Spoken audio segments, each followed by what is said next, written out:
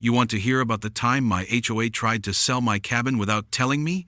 I'm talking about actually bringing a realtor onto my private property, giving them a tour of my home, and discussing listing prices, all while I was supposedly at work and completely unaware that my own house was being marketed behind my back. Picture this. I'm driving up the winding mountain road to my weekend retreat, looking forward to 2 days of peace and quiet after a brutal week of corporate consulting, when I see something that makes my blood run cold. There's a white sedan with premium realty magnetic signs parked in my driveway, and through my cabin windows, I can see people moving around inside my home. Not just any people, strangers with clipboards and measuring tapes, examining my furniture and taking notes like they're conducting an inventory for an estate sale. I park behind the realtor's car, effectively blocking them in, and sit there for a moment trying to process what I'm witnessing. My cabin, the one I bought with cash 3 years ago, the one I've been restoring board by board with my own hands, the one that represents 15 years of saving and planning, is apparently being shown to potential buyers without my knowledge or consent. The sheer audacity of it is breathtaking, but what really gets my attention is the woman in the expensive blazer standing on my front porch, gesturing enthusiastically while explaining something to a young couple who are nodding and looking impressed. She's selling my house, literally, actively, right now, trying to convince these people to buy my property. But let me rewind and explain how I ended up in this nightmare, because the backstory makes their brazen criminality even more infuriating. I'm a systems consultant specializing in corporate fraud detection, SM, yeah, you heard that right. I make my living catching people who think they can steal things that don't belong to them. After years of living in downtown apartments and dealing with the stress of big city corporate life, I decided I needed a retreat, somewhere I could disconnect and work on projects that didn't involve spreadsheets and PowerPoint presentations. I found the perfect place. A 1,960s A-frame cabin on 5 acres of wooded mountain property, about 2 hours outside the city. The cabin was a foreclosure purchase, which meant I got it for about 60% of market value, but it also meant it needed extensive work. We're talking about everything from new electrical systems to foundation repairs, from roof replacement to complete interior renovation. I didn't mind, actually. I loved the idea of having a project that involved working with my hands instead of staring at computer screens all day. Over 3 years, I'd transformed this neglected property into something that belonged in a home and garden magazine, complete with custom woodwork, energy-efficient systems, and a workshop that was my pride and joy. The property was part of something called the Pine Ridge Community, which sounded like a neighborhood but was actually just a collection of scattered cabin owners who'd bought properties in the same general mountain area over the past 40 years. Most of the cabins were weekend retreats or vacation rentals, owned by city folks like me who wanted a place to escape. There was no centralized community center, no shared facilities, and honestly, most of the time, you couldn't even see your neighbors through the dense forest. It was perfect, private, quiet, and completely separate from the suburban HOA nonsense I'd been trying to escape, or so I thought. About 6 months after I finished the major renovations, I got a letter in the mail that made me do a double take. It was from something called the Pine Ridge Property Management Association, informing me that my property had been enrolled in their management services and that I owed 3 months of back dues totaling $450. The letter was signed by someone named Patricia Kellerman, who identified herself as the Community Relations Director, and it included a thick packet of rules and regulations that apparently now applied to my property. I read through the whole thing twice, trying to figure out if this was some kind of scam or mistake. According to the documents, the Pine Ridge Property Management Association had been activated by a majority vote of property owners in the area, and all cabin owners were now subject to a comprehensive set of rules covering everything from exterior paint colors to landscaping requirements. There were fees for everything: annual dues, inspection fees, violation fines, and something called community improvement assessments that could apparently be levied at any time for any reason the board deemed necessary. The whole thing stank like 3-day-old fish, but I figured it was probably just some bureaucratic mistake that could be cleared up with a phone call. I was wrong. When I called the number listed in the letter, I got Patricia Kellerman herself, and she launched into a prepared speech about community standards and property values before I could even explain why I was calling.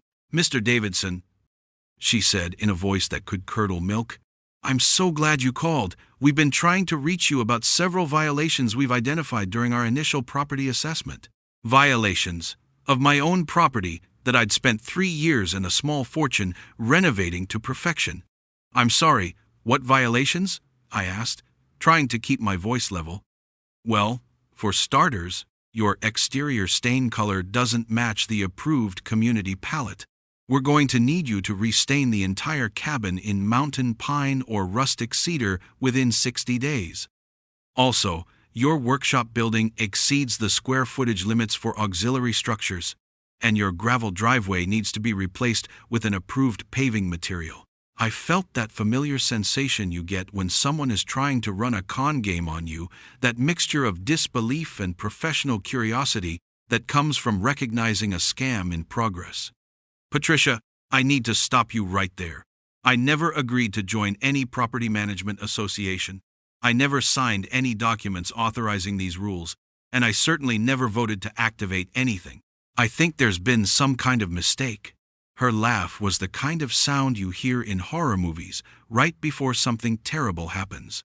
"Mr. Davidson, I'm afraid you don't understand how community associations work. When a majority of property owners vote to activate management services, all properties in the designated area are automatically enrolled. Your individual consent isn't required. This is about protecting everyone's investment and maintaining community standards." That's when I knew I was dealing with someone who either had no idea how property law actually works or who was deliberately trying to defraud property owners through pseudo-legal intimidation. "Patricia, I'm going to need to see the legal documentation for this supposed vote, along with copies of any binding agreements that would give your organization authority over private property. And I'm going to need proof that I was properly notified of any such vote in advance." There was a long pause before she responded, and when she did, her tone had shifted from fake friendliness to barely contained hostility. "Mr. Davidson, I can see you're going to be one of those difficult property owners. Let me make something very clear. This community has standards, and we intend to enforce them. You can cooperate voluntarily, or you can deal with the consequences of non-compliance. The choice is yours." It was a textbook intimidation tactic, designed to make me back down and pay up rather than fight a battle I didn't understand. But Patricia had made 2 critical mistakes. First, she was trying to run a property scam on someone who specialized in detecting fraud for a living. Second, she just threatened me with consequences for refusing to comply with rules that had no legal basis. In consultant terms, she'd just shown me her entire hand, and it was a bluff. I spent the rest of that weekend researching the Pine Ridge Property Management Association and Patricia Kellerman. What I found was a pattern of aggressive expansion targeting rural and semi-rural property owners who might not understand their rights or have the resources to fight back. Patricia had been running similar schemes in 3 other mountain communities, essentially creating fake HOAs and charging fees for services that property owners had never requested and weren't legally obligated to pay for. The beautiful part was how simple her scam was. Identify a cluster of vacation properties owned by busy professionals who only visited occasionally, claim that a majority vote had activated community management services, then start charging fees and fines for compliance with made-up rules. Most people either paid up to avoid hassle or sold their properties to escape the ongoing harassment. Those who fought back usually gave up after a few months of legal threats and bureaucratic warfare.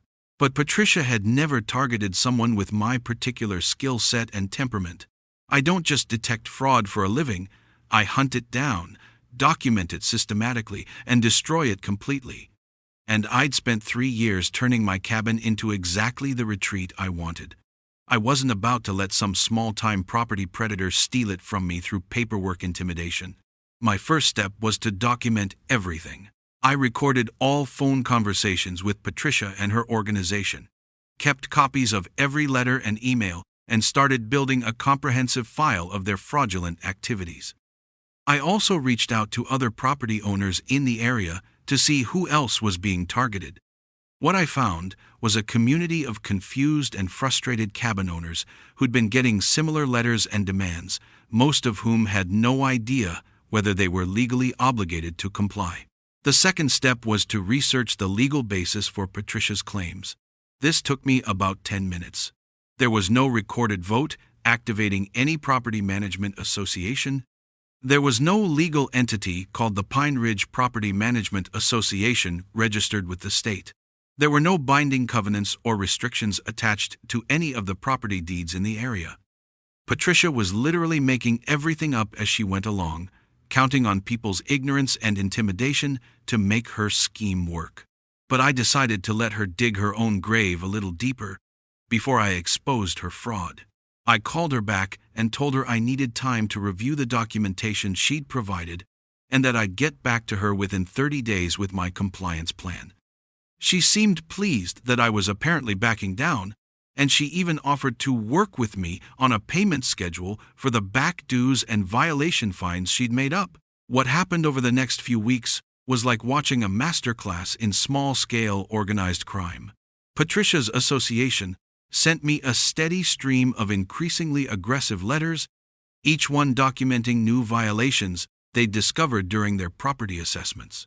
Apparently, my fire pit was too close to my cabin, my outdoor lighting wasn't approved, my garden shed needed a new roof, and my satellite dish was an aesthetic violation that required immediate correction. Each violation came with a fine, and each fine came with a deadline for payment. The amounts weren't huge, usually between $50 and $200, but they added up quickly. By the end of the month, according to Patricia's calculations, I owed over $1,500 in dues, fines, and assessment fees. And that was just the beginning. She helpfully informed me that failure to pay would result in a lien being placed on my property, followed by potential foreclosure proceedings. It was a beautiful scam, really. The amounts were small enough that most people would just pay them to avoid hassle, but large enough to generate serious money when multiplied across dozens of properties. And the legal threats were just vague enough to sound scary without being specific enough to be easily challenged. Patricia had found the sweet spot between petty theft and major fraud, operating in the gray area where most victims wouldn't think the amounts were worth fighting over. But she made one critical error in her escalation strategy. She got greedy. Instead of sticking to her paper trail of violations and fines, she decided to take a more direct approach to separating me from my property. That's what led to the scene I described at the beginning. Patricia bringing a realtor onto my property without permission and actively trying to sell my cabin out from under me.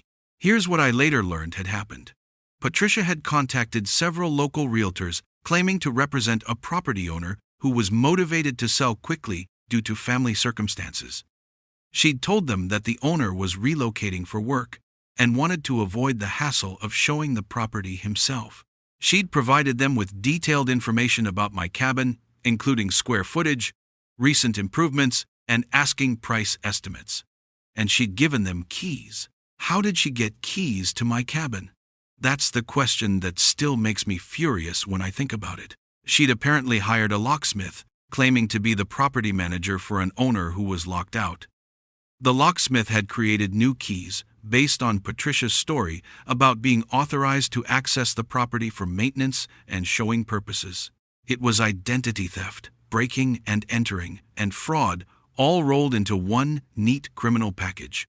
So when I arrived at my cabin that Friday afternoon to find strangers inside my home, Patricia had already been running her expanded scam for several weeks.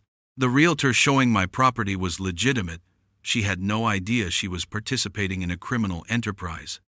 She genuinely believed she was representing a motivated seller who had hired a property management company to handle the sale. The young couple looking at my cabin were legitimate buyers with pre-approval letters and dreams of mountain retreat ownership. I sat in my truck for about 30 seconds, watching this surreal scene play out. Before I made my decision, I got out, walked up to my front porch, and politely interrupted the sales presentation. "Excuse me," I said to the realtor. "I'm Michael Davidson, and I own this property. Could you explain why you're showing my cabin to potential buyers?"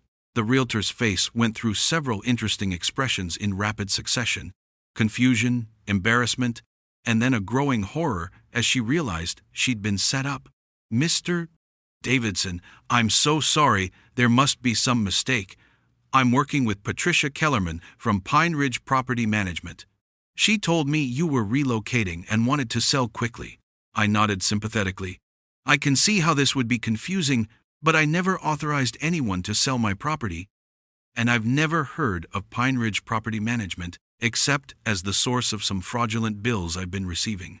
You and your clients are welcome to finish looking around if you want, but I should probably mention that this cabin isn't actually for sale." The young couple looked mortified and started apologizing profusely, but I assured them they weren't at fault, they were victims of the same scam I was dealing with. The realtor, to her credit, was professional and thorough in her response. She immediately called Patricia to verify the situation, put the call on speaker so we could all hear, and asked some pointed questions about authorization and documentation. Patricia's response was everything I'd hoped it would be. Instead of backing down or admitting there might be some confusion, she doubled down on her lie. "Mr. Davidson is mistaken about the ownership situation," she told the realtor. "The property is under association management due to his failure to comply with community standards. We have full authority to market and sell the property to recover outstanding dues and fees." It was such a beautifully incriminating statement that I had to bite my lip to keep from smiling. Patricia had just claimed, in front of witnesses and on a recorded phone call, that her fake organization had the authority to seize and sell private property for non-payment of made-up fees. She'd escalated from mail fraud to claiming powers that don't even exist in legitimate HOA foreclosure proceedings. "Patricia," I said, taking the phone from the confused realtor, "this is Michael Davidson. I'm standing in my cabin right now with a realtor and potential buyers who are here because you gave them unauthorized access to my private property. I need you to explain the legal basis for your claim that you can sell my cabin." Her voice took on that familiar tone of fake authority mixed with barely contained panic. "Mr. Davidson, you've been in violation of community standards for months, and you've refused to pay legitimate fees and fines. The association has the right to protect property values through enforcement actions, including liens and foreclosure procedures." "What association, Patricia? Show me the legal documents. Show me the recorded vote. Show me any evidence that your organization has any legal standing whatsoever." The silence on the other end of the phone was deafening. "You have 24 hours to provide documentation supporting your claims, or I'm filing criminal charges for fraud, trespassing, and identity theft." That's when Patricia made her final, fatal mistake. Instead of hanging up or trying to de-escalate, she went full supervillain. "Mr. Davidson, you're making a serious error. This community has resources you don't understand, and we don't take kindly to troublemakers who threaten our legitimate business operations. If you continue down this path, you'll find that life in Pine Ridge can become very unpleasant very quickly." She just threatened me in front of witnesses, on a recorded call, while in the middle of attempting to fraudulently sell my property. From a legal evidence standpoint, it was Christmas morning. I thanked her for clarifying her position and hung up, then turned to address the realtor and the young couple who were staring at me like I'd just defused a bomb in front of them. "I apologize for the confusion," I told them. "You've been caught up in what appears to be an organized fraud scheme. The good news is that nobody here has done anything wrong except Patricia. The bad news is that this property definitely isn't for sale, and any agreements or contracts related to this showing are void." The realtor was understandably upset about being used as an unwitting accomplice to fraud, and she spent the next hour helping me document everything that had happened. She provided me with copies of all the materials Patricia had given her, including fake authorization letters, property descriptions, and even suggested listing prices. She also agreed to provide a written statement about Patricia's claims of authority to sell my property. After everyone left, I sat on my porch and planned my counterattack. Patricia had just committed multiple felonies in a single afternoon, and she'd done it in a way that created a perfect paper trail of evidence.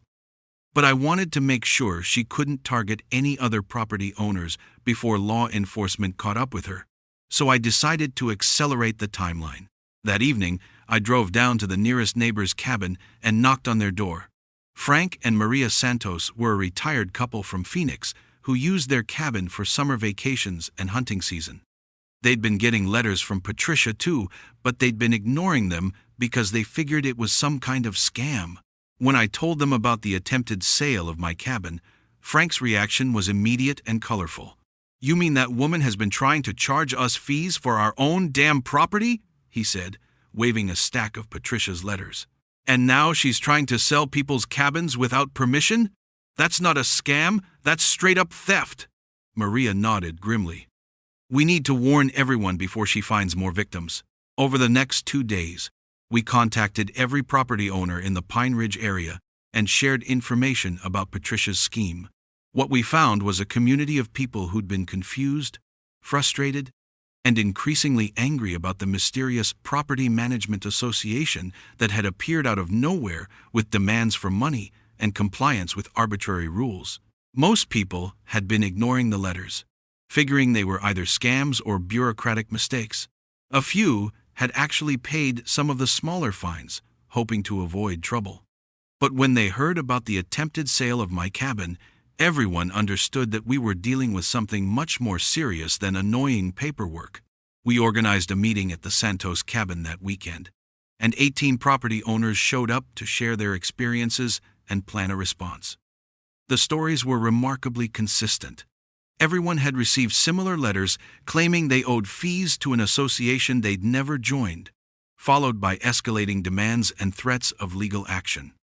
Several people had received property assessment notices claiming their cabins had various violations that required immediate and expensive corrections. But the most disturbing revelation came from a couple named the Hendersons, who owned a cabin about 2 miles from mine. They'd received a letter 3 weeks earlier informing them that their property had been temporarily placed under association management due to accumulated violations and unpaid fees. They'd assumed it was another meaningless threat, but now they were wondering if Patricia had been actively marketing their cabin too. We decided to find out. The next morning, Frank Santos called Patricia, claiming to be interested in buying a cabin in the Pine Ridge area. He asked if she had any properties available for immediate sale, particularly ones where the owners were motivated to sell quickly. Patricia's response was everything we'd hoped for. She had several properties available, she said, including some that were under association management and could be purchased at below-market prices. She offered to show Frank 3 different cabins that afternoon, including the Henderson property.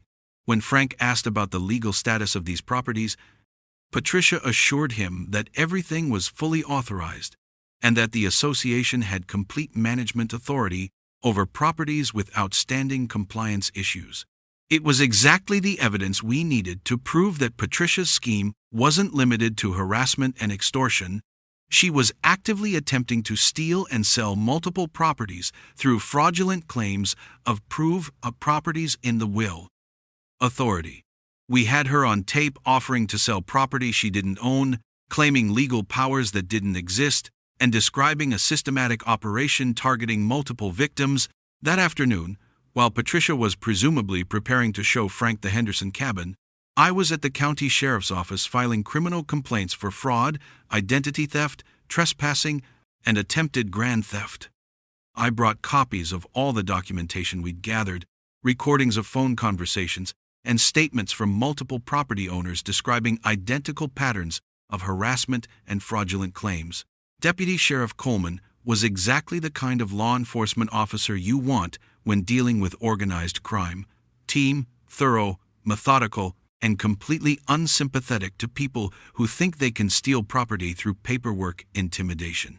He listened to the whole story, reviewed the evidence, and immediately understood the scope of what we were dealing with.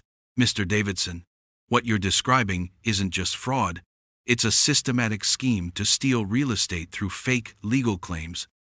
This woman has been operating a criminal enterprise, and she's been doing it long enough to develop a sophisticated operation. He looked through the materials Patricia had given to the realtor. These documents are actually pretty convincing if you don't know what to look for. She's put a lot of effort into making this look legitimate. Deputy Coleman asked if I'd be willing to participate in a sting operation to catch Patricia in the act of attempting to sell property she didn't own. The plan was simple. He would pose as a buyer interested in purchasing my cabin.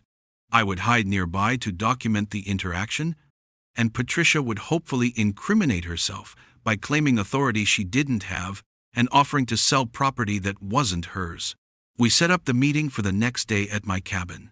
I told Patricia over the phone that I'd reconsidered her warnings about consequences and that I wanted to discuss selling my property to avoid further legal troubles. She was practically gloating when she agreed to meet with a potential buyer I'd supposedly found.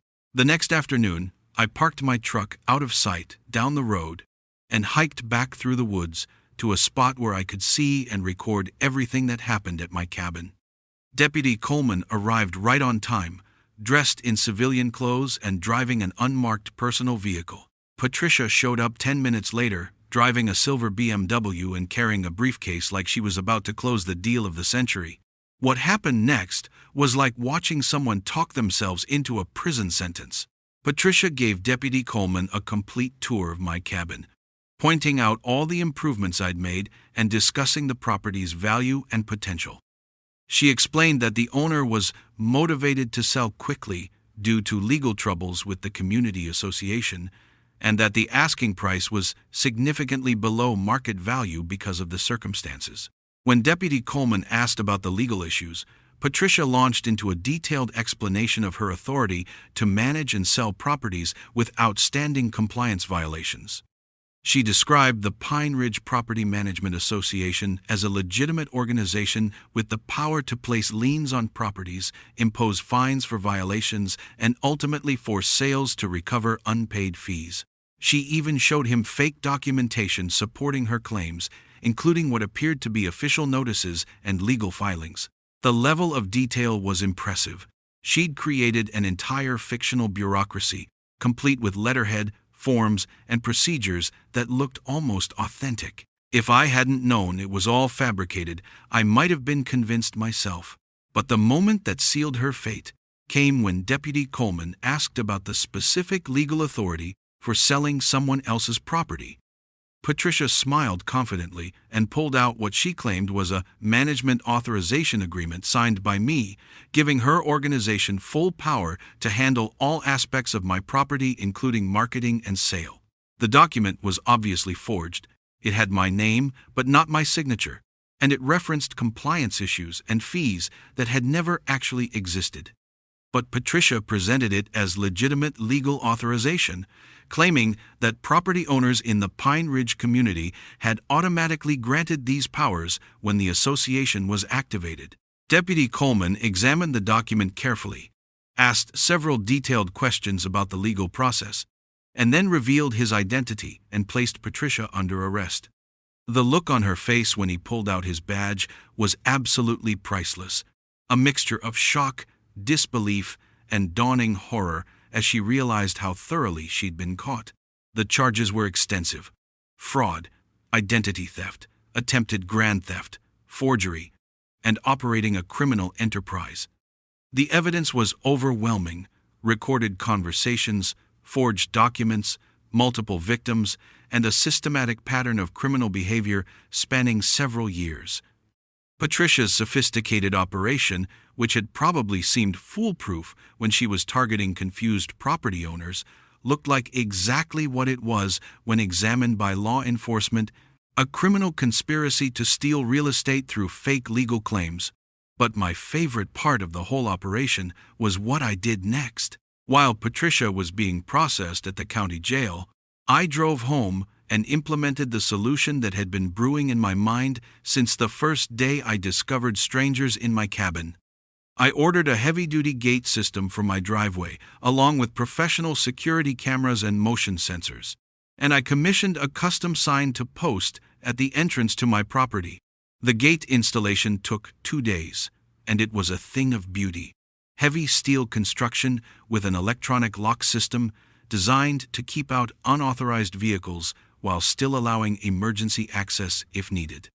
The security system was equally impressive, with cameras covering every approach to my cabin and motion sensors that would alert me immediately if anyone tried to trespass. But the sign was my masterpiece. It was a large, professionally made wooden sign that looked like something you'd see at a national park or historical site. The main message was simple and direct. Private property, no trespassing, violators will be prosecuted. But underneath, in smaller text, I'd added a special message. Property not managed by any association. Owner does not recognize fraudulent claims of authority. All sales offers will be considered theft attempts. I installed the sign right next to my new gate, where it would be impossible to miss. Anyone approaching my property would immediately understand that this wasn't a place where fake property management schemes would be tolerated.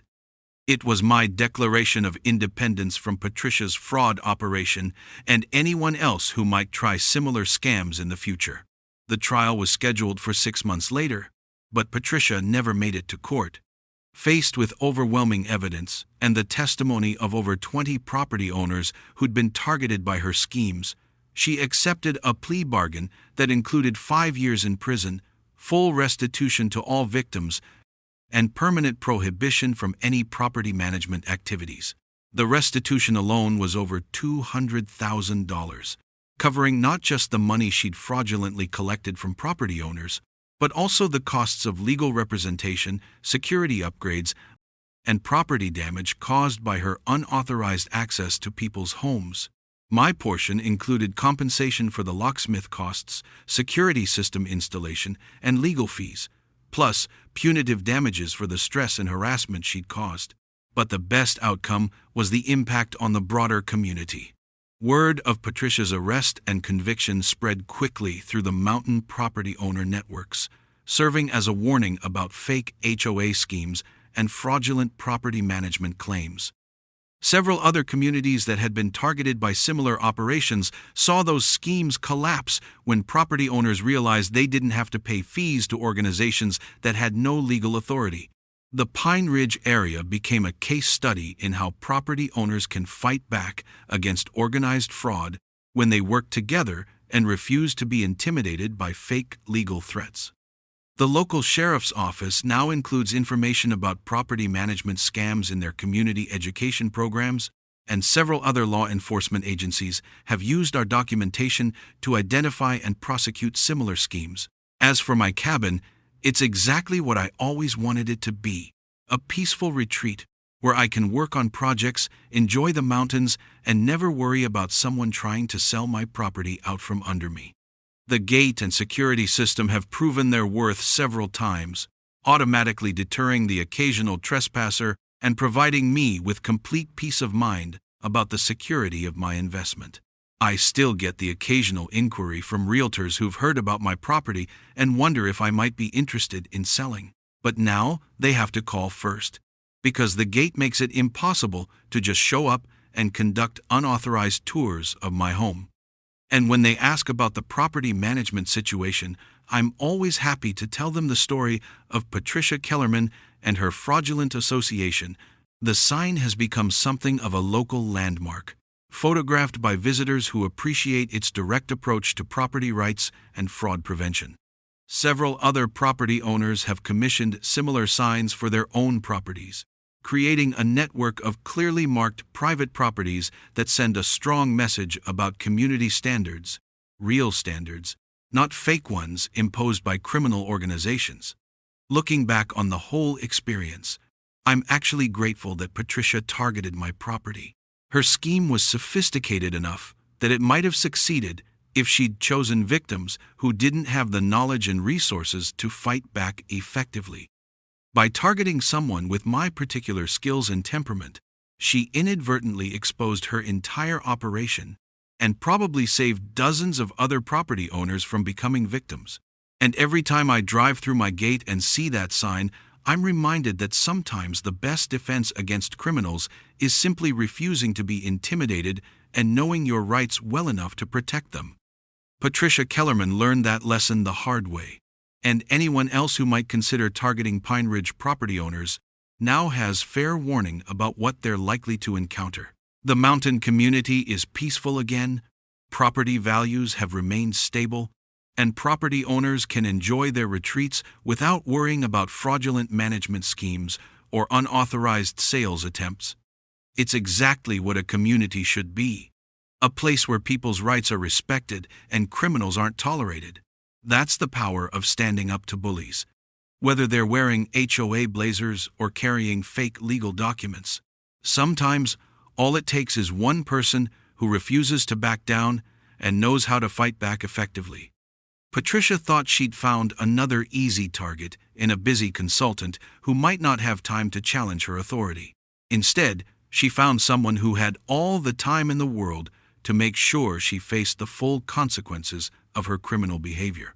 And that's how my peaceful mountain cabin became ground zero for dismantling an organized property theft ring, one forged document and one unauthorized showing at a time.